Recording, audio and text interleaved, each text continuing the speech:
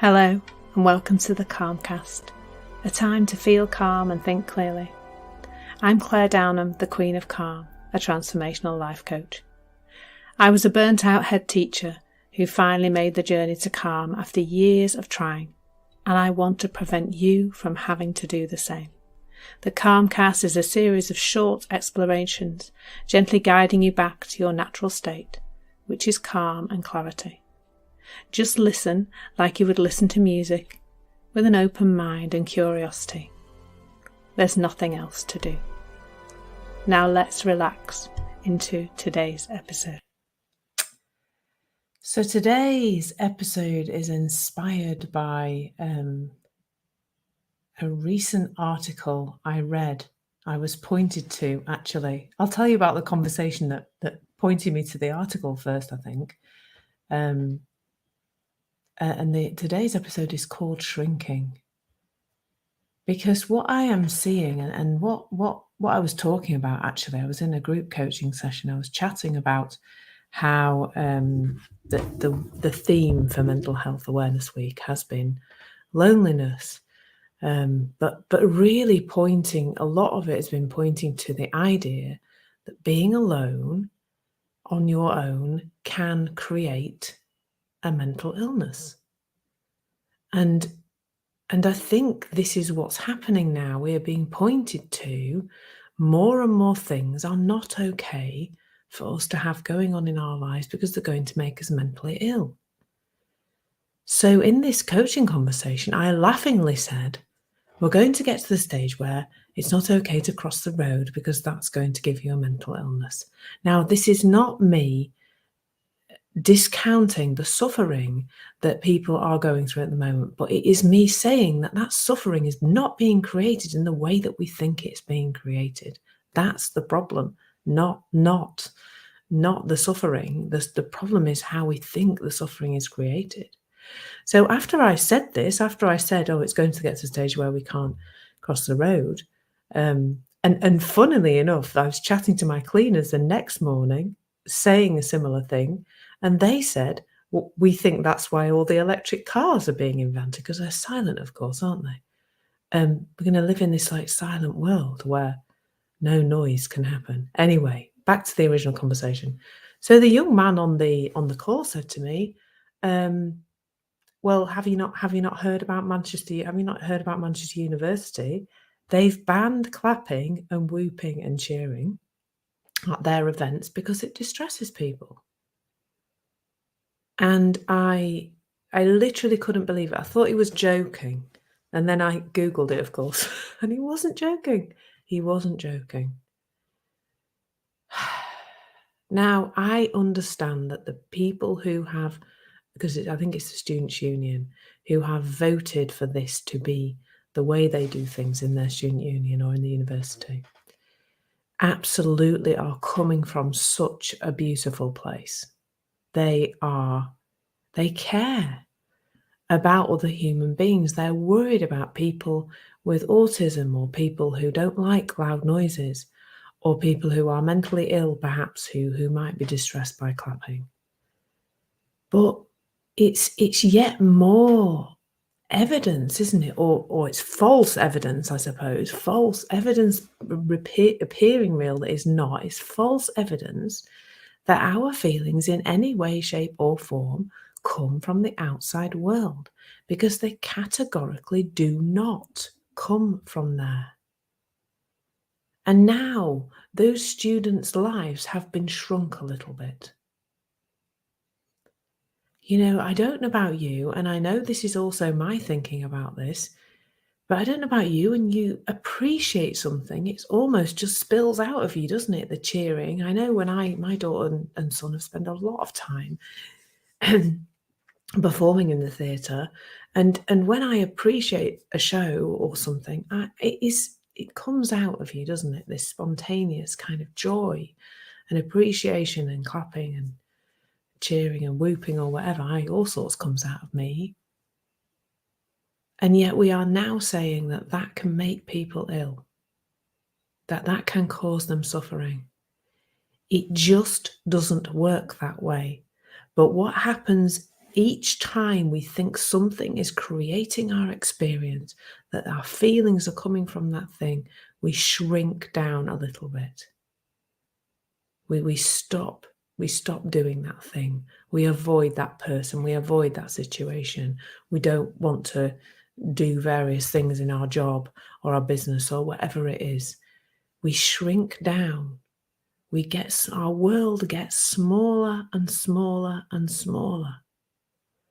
Just as I'm saying this, I'm thinking about how, my fiance and I have just been rebuilding our motorhome bathroom.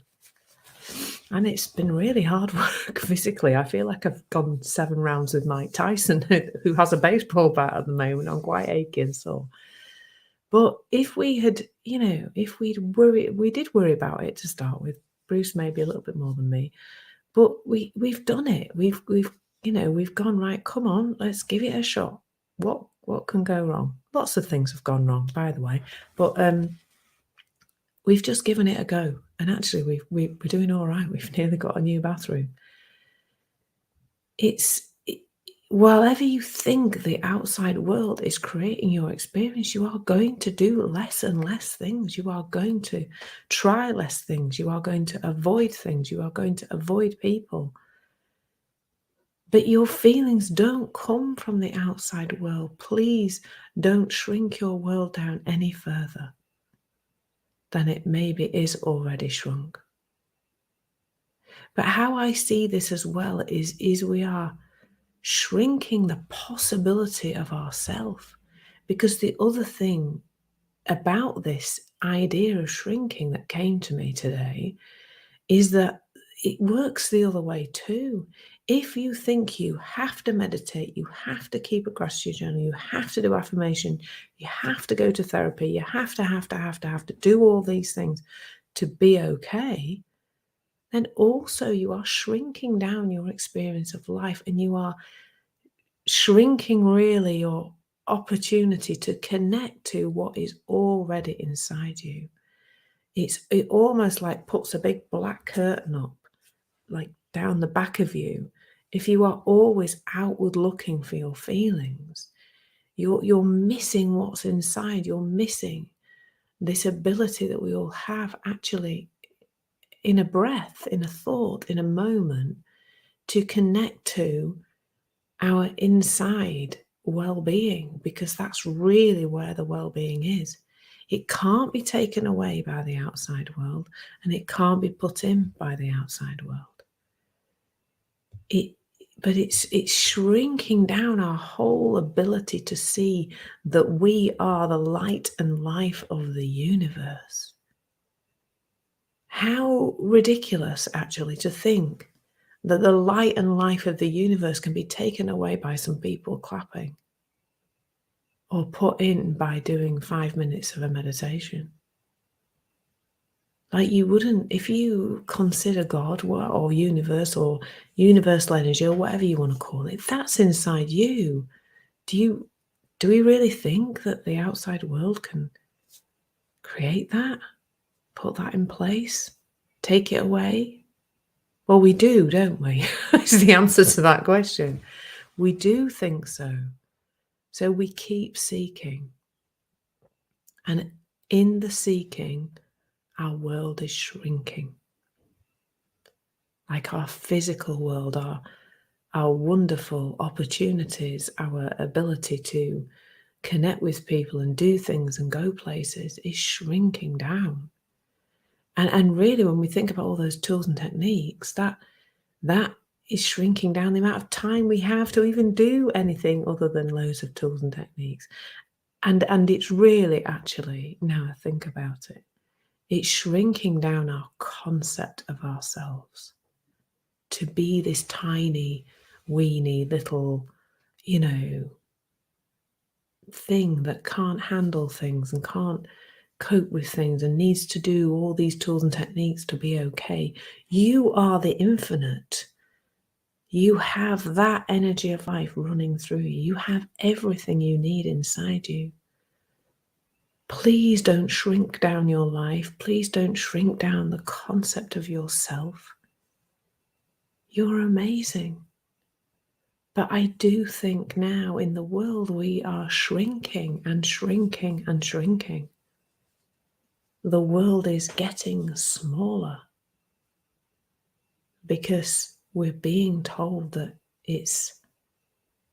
our feelings are coming from the outside world and can be got from the outside world. It's pointing us in the wrong direction. My invitation is to come with me and look the other way. Let's look at what an amazing being you are. Because if we keep looking in that other direction, I don't really know where I try not to spend too much time in the future thinking about it, and our young people, those that think clapping can create their experience and create suffering for others, let's help them too. Let's help them to see this too. Lots of love. Thank you so much for listening. There's nothing to do now but bring some awareness to how this is working out in your life. Listen regularly to experience longer and longer periods of calm. This has been the Calmcast with Claire Downham, Queen of Calm. Take care and keep listening.